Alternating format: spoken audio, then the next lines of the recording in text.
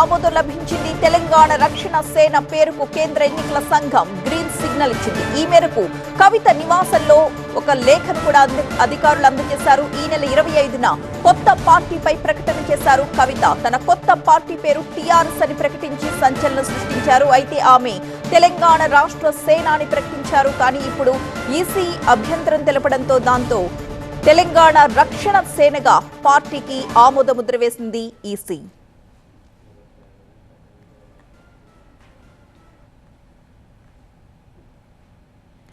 కల్వకుంట్ల కవిత ప్రకటించిన రాజకీయ party TRS కు కేంద్ర ఎన్నికల సంఘం ఆమోద ముద్ర వేసిన బ్రేకింగ్ న్యూస్ మనం చూస్తున్నాం. తెలంగాణ రాష్ట్ర సేన బదులుగా తెలంగాణ రక్షణ సేన పేరును ఆమోదించారు. టీఆర్ఎస్ పార్టీకి అనుమతిస్తూ బంజారాహిల్స్ లోని కవిత నివాసంలో ఎన్నికల సంఘం అధికారులు ఆమెకు లేఖ అందజేశారు.